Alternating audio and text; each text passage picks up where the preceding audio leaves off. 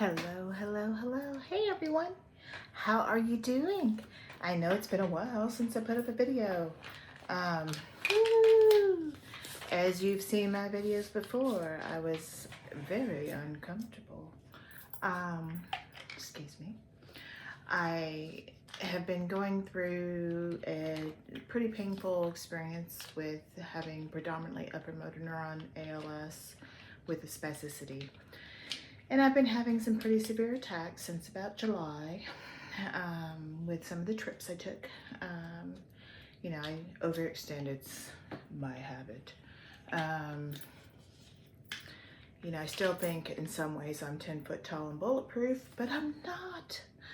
And I was having those more rapid firing going into intractable pain with the severe spasticity and following up, trying to make it being heard, trying to do that. Well, guess what? All that fighting actually helped.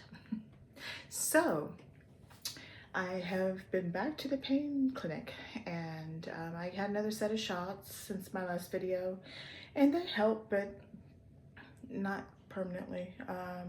Dexamethasone and a little lidocaine, they don't last forever.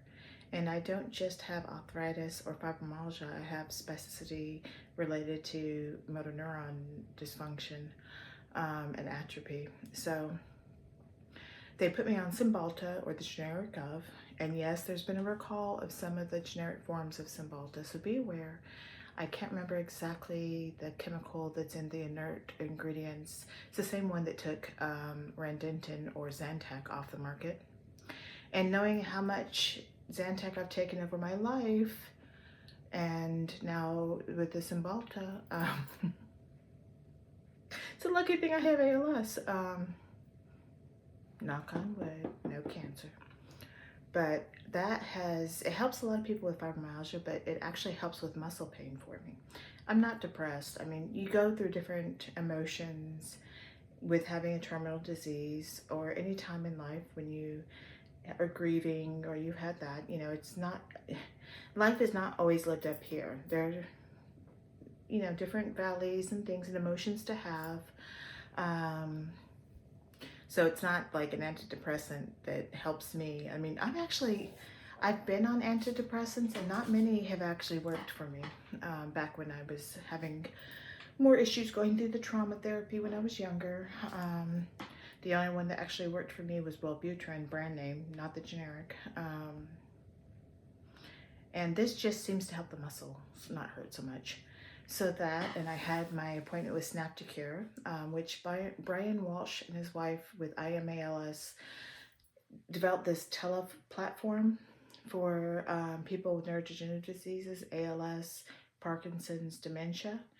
And that team that wrapped me around, I saw a physician who tried something. I'm on the highest level of baclofen you can take a day, 80 milligrams. They can go higher, but then you have more problems with perhaps your liver, and I have to watch my liver enzymes. Never been an alcoholic, but I have fatty liver disease, so I had to be careful. And she put me on Keppra. So I'm starting on Keppra 200 milligrams twice a day, and I've been on it for about 2.5 weeks, and my spasticity is so much less. It feels like it's almost like being grabbed and pulled in my shoulders, like between my shoulders and my neck, and the ones at my hips, that's let go. So just having that release has really prevented a lot of the pain. Now I am on the Cymbalta with, if needed, I have Tylenol number 3 with any of the any narcotic, even though Tylenol number 3 is a low dose type of a narcotic. It can impact your diaphragm, so you have to be careful with it. I'm glad she's going to start titrating me off of gabapentin, though it works for neurogenic pain. Too high of levels of it, like I had the side effect, it affects my speech. I'll never forget my husband saying, and I might have mentioned it in a video, that I have a very good friend that's a attorney, chaplain, brilliant mind, wonderful lady, but we were both on gabapentin. She had neck surgery and me having the asbestos through the ALS. And the way we were talking, like losing words and rah, rah, rah, rah, my husband said it was, you know, comical listening to us, and that broke my heart. So while I have speech, I don't want to be a space cadet, right? So getting down on that is a goal that I have. So I'm just happy.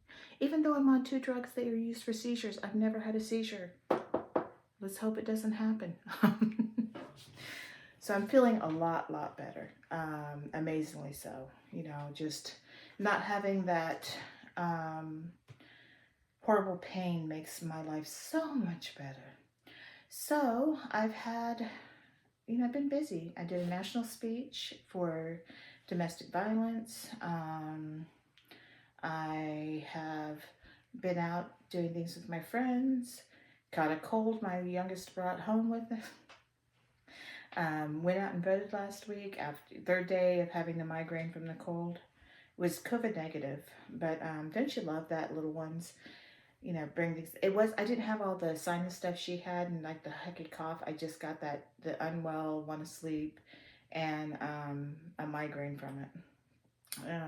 She had the headache, a sore throat, cough, and then she was better the next day. COVID negative. I mean, we waited 48 hours and did 2 tests, but yuck. Yeah, nice. Kids are germy. Apparently her art teacher got it, and a lot of the kids at school, so it must be one of those little respiratory viruses that they're going through. Though I am currently on my antihistamines and steroids right now because of ragweed. My nemesis, ragweed. I used to say I wanted to get Roundup and go, you know, kill the ragweed, but it causes cancer, Roundup, so glad I never actually did it. I don't know. So we're on the eve of All Hallows Eve. I have the human library on Wednesday. So this is Monday, not, you know, 2 days from now. So I'll be checked out. How cool is that? You know, kind of a gift to be a part of the Human Library Project. I think it's really neat. Listen, and it's just having college students check you out and being able to talk to them and kind of, you know, hopefully inspire, you know. And this is a season to vote in the United States. I think everybody knows who they're going to vote for. I hope everyone goes out and votes. You know, citizens, our votes count.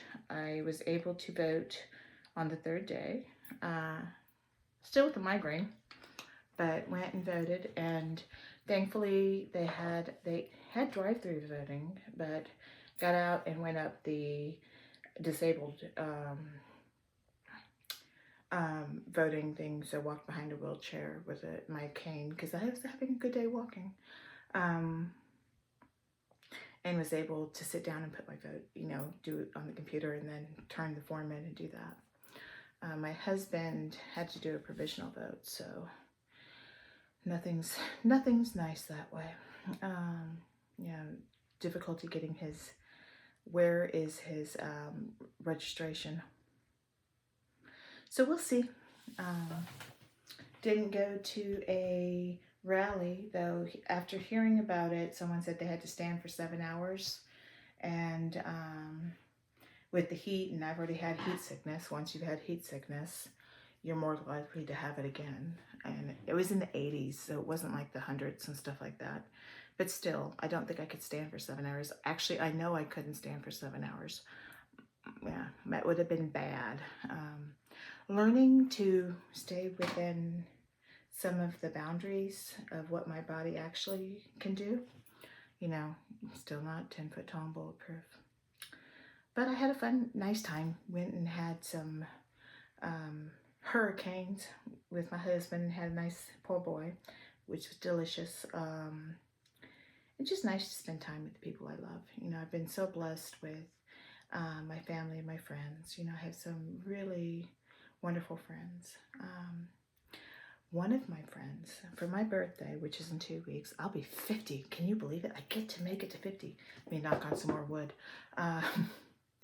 But she's gifting me the ability to be an insight teacher, you know, the money to set up on that program. So once I have meditations up and that can be streamed, you know, it can be through Apple and Samsung or Androids. And when I have enough videos up, I will actually put a link on it. But it's kind of neat because I can do meditations for my kids and, you know, ones that I'll do for publics, any courses or coursework. Now, I've been meditating for,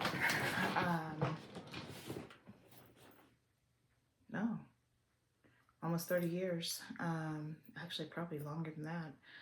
But I started my Buddhist education back in my late 20s, and, you know, Christian meditations, and have been doing, you know, during the pandemic, went and did some of the yogic meditations, you know, a 500-hour yogic meditation teacher. I also have a Buddhist education through the FPMT, and have taken many, many courses and coursework through them and through the Buddhist London Center. So, in time in, you know, that's something when I was diagnosed 5 years ago, on October 4th. So it's been over 5 years I've been diagnosed with genetic ALS. I am still talking. I can still walk, not as great as I used to. And I can still use both arms, though not as much. I can't do as much as I used to. But the fact that I can still do that is a true blessing, a true blessing. You know, prayers and support, and I'm just so thankful that I'm still here. Though my sister gifted me on October 5th of 2019, my sister gave me a course, you know, like a workshop, because she couldn't make it, to Joseph Dispenza, to his meditation.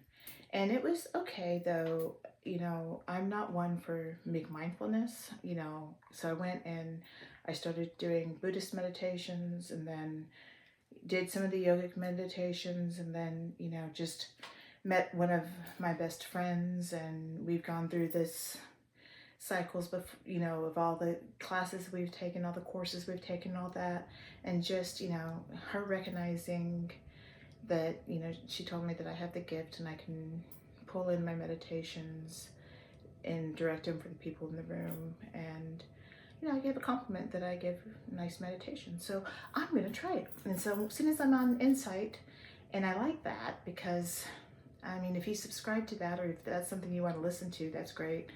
I just hate in perpetuity putting it on YouTube because, you know, it's like there are 1,000 voices that do that. It just, you know, I wanted to put it into an area that I would see is unique, and they actually help you work through it and that's going to be just the most special thing to do. I'm excited. What a birthday present, right? You know, it's like in this time of austerity, we had a bunch of bills to pay, you know, taxes coming up and this and that. So I'm probably not going to do New Orleans for my 50th birthday. So might go see Me Wolf. It's opened in Houston. So have an art experience for my 50th year.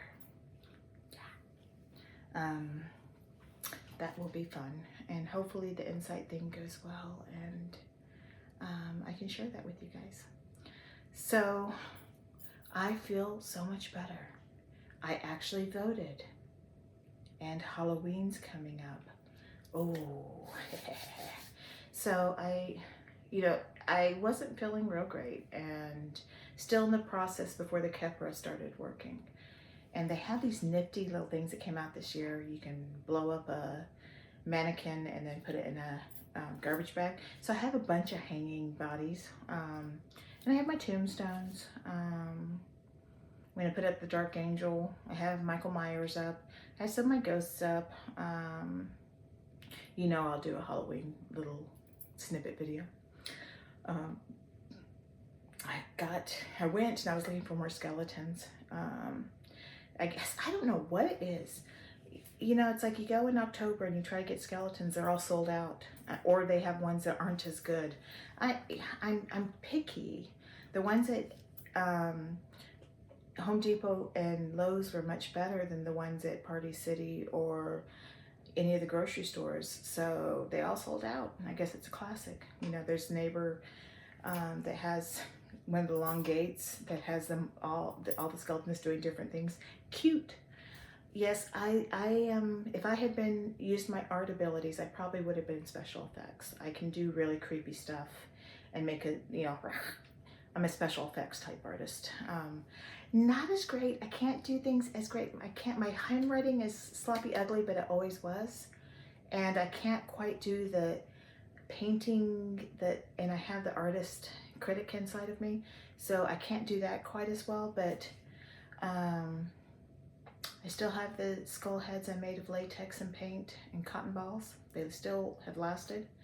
So I did a bunch of the bodies and bags, and it's gonna be creepy. I don't know if I'm gonna pull out the ghost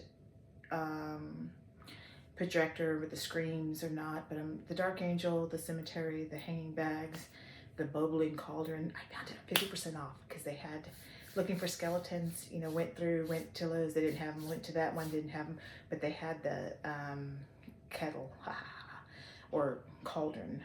So I have that. And I guess I'll put the cauldron next to the Dark Angel. I don't know, maybe put a broom there. Have all the chocolate. Yes, we're giving out the full bars. It ended up being cheaper than buying a bunch of the bags. Some of that candy is just ridiculous. So I have, for the kids that aren't dressing up. Now, yes, if teenagers are trick-or-treating, they're still doing kid things, you want to support them. But I get tired of these demanding kids without costumes. I mean, if you're going to wear a costume, I love it. I will reward you with good chocolate. If you're snotty and you don't have a costume on, I'm going to reward you with ramen. They might still like it, right? I got the kind I like, so if they don't like it, I still have it. But that'll be fun. Of course, I do have a course that night, so, you know, doing a Buddhist meditation thing with a bunch of bloody hands and, you know, yeah. I ordered this shirt on, I was advertised on Facebook, and it was made in Switzerland, and it's so accurate. I mean, it's like bloodstained, it says problem solved, but the blood stains really look like blood stains. I feel kind of uncomfortable wearing it out. It's a little disturbing. I don't know what that, I don't know, maybe I've softened. But I figured I got some fake blood and I put some like surgical gloves on. Yeah, here, you know, all the hanging bodies, it's gonna all work together. I usually put a witch's hat on. This time now I'm just gonna be like a psycho killer, right? No, it's the person that won't even kill a gnat. But it'll be fun. I'll do a little video. I'll do a little preview of my yard. Got black lights, you know. It's gonna be fun. I love it. I got pumpkin paper plates. We're gonna do pizza. My daughter's gonna have her 2 friends. My husband's gonna take them out trick-or-treating. It's just kind of a community holiday. It's to eat chocolate and laugh at it and to remember the dead. I mean, All Saints Day, you know, Dia de Muertos, the days of the dead, and also, you know, All Souls Day and All Saints Day, you know, remembering those that have passed, you know, their memory keeps them alive. You know, I've been graced with so many people in my life, you know, a lot of them that aren't here anymore. But laughing at fear and remembering those that touched your lives, I like it. And it's community. I mean, I gave out at my little book club, gave out some popcorn balls today, and people loved them. Of course, I bought them, you know. Yeah, me trying to handle hot marshmallow and Cairo syrup, that could be a dangerous burn. It's just the hands don't work the same anymore. I'm having more trouble with the fine motor and some large motor problems. I look nice sitting in a chair. Though my feet are different. It's like my left foot, the weak foot, is kind of spreading out. And it's kind of like my toes are kind of straighter. It's weird. I'll put it at the end of the video. My feet look different. I don't have drop foot yet. It's just, it's different. So when talking to the IMALS, the Snapcare, there's possibility I'll get into an EAP. which is, extended access program. So we'll see. There might be some that may directly target my form of ALS, which is exciting. I was in the Koya 302 and I've lost teeth. I had to, 5 teeth from dry mouth from the IL-2. So there's side effects, not terrible side effects, skin irritations, but dry mouth. So if you happen to ever get into that study, if it actually gets into phase 2, the FDA, unfortunately, for neurodegenerative diseases, whether it's ALS, Parkinson's, or dementia, they don't fast track it like they do cancer. They're very slow with neurodegenerative diseases. And they'll take things off the market if some people are doing great, but if it doesn't show. I mean, there's still only 2 drugs that are approved for ALS right now. There's some that are coming out through the studies and through the Healy platform, but we need, the Koya 302, which is probably a curative or maintenance drug that would be for someone with my form of ALS. I was told by Dr. Appel that once it gets approved by the FDA, they could put me on it. But that's not going to be for 8 years, and who knows if I'm going to be here or at cognitive or physical ability to actually take it. Might be too late for me. But there's one that they're looking at that that's from Japan, and it's talking about possible nerve growth. So here's knocking on wood. It might be in next year. So let's hope that I get put into an EAP that actually helps me. And I'm willing to put myself in that situation to help others. I'm just glad I'm not as spastic as I was. Yeah, that was not comfortable. So prayers work. I'm just thankful to still be here. 5 years and ticking. I'm 60% of what I was, but I have to lean into doing what I can do. Went to with CCALS, Compassionate Care ALS. Wonderful group. I attended a meeting. One meeting I had, the women's group. I had to see a doctor. It was my paying doctor, and I wasn't able to make that group this month. But I was able to see one, and I can't remember the gentleman's name, but he wrote The Red String. It's a book that is just coming out, and he was came into being a physician during the AIDS epidemic. And, I remember having friends in high school,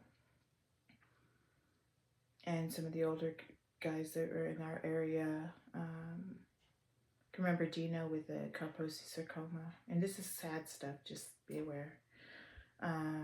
I lost a lot of friends to HIV and AIDS. It's like the whole group of friends are gone now. And I had a patient that came in when I was working ER obs. She'd come in, she was end-stage AIDS, and she was afraid. She was living with a friend and her daughter, and she didn't want... when her husband died of AIDS, they had people coming in hazmat suits to pick him up. And she didn't want her friend or her daughter to see that. And that's not what modern science says. And she was so afraid, and she was dying. And she didn't have any open wounds or anything, but being able to just hug her, you should have felt her just collapse. It was the most healing thing. She ended up going to Omega House, which is an AIDS hospice house here in the Houston area, and I'm sure she was cared for at the time of her death. So this is very, very compassionate people that took care of people that you could have been ostracized for caring for. So he was talking, and he does wilderness trips now for people going through different life changes. Really inspirational man. Be lovely if I remembered his name, right? There's a library that Compassionate Care ALS has, and you can see these talks and look through different of the videos, which are really helpful. What I really love, Ron, that started the Compassionate Care ALS, his approach is one that I very much admire, and very much is the kind of style that I vibe with. So I'm very thankful that I found them. Thankfully, a lady that I met, retired police officer, gave me the information, so I got connected from another patient that's connected with them, which is so awesome. You know, even just the community of ALS. You know, one of the couples that lives in my area that also go to the ALS clinic I go to in Houston called me, and her husband is in the EAP, and North Texas Neurology is looking for 10 more patients for an EAP program that was a Healy platform. I can't remember if it was C or D. And it's not one, the doctor I saw, the synopticor for the EAP, that wanted me to go into. So they'll contact me when they find an EAP that they think will work for me, the genetic form. So we'll see. But just that community. I mean, there's the helpfulness.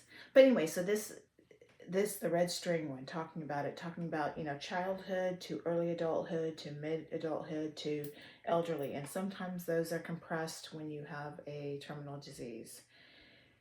And he had said, you know, in the elderly, and, you know, when you're dying is trust. Now, me with my trauma history, now that's why I started doing all this deep meditation. Ended up being a meditation teacher. I do say facilitator, but I do qualify for being a teacher. I actually have certificates, right? And the hours in meditating. Though I do think everybody has the innate ability to meditate and can teach themselves. You just have to have some help. And in doing that, I think following a style is helpful. And I'm a lay teacher, not a monic teacher. Anyways, but I asked him, okay, so you say trust? I have kind of a hard time with that, you know. Hyper independence, having vulnerability with ALS, that's a chore. Thankful I have good support, but you know, trust. He said, just be present. It's like, I know how to do that. So being present, that was a big epiphany for me. So I'm just trying to be present. Thankful I still am present. Grateful for that. And I'm thankful that you are watching this video, and thank you for listening to me ramble. I hope anything I've said has helped. You know, I hope you enjoy the next couple of days and get some chocolate. You know, maybe scare yourself or laugh. Just find the beauty in the day, because it's there. It really is. If you can like and subscribe, I would appreciate that too. Well, y'all, have a wonderful day. If you're in the U.S., please, if you're registered to vote, vote. I know you already know who you're going to vote for. I don't care. Just vote, please. All right, yeah. Have a good one. See you later this week. Bye.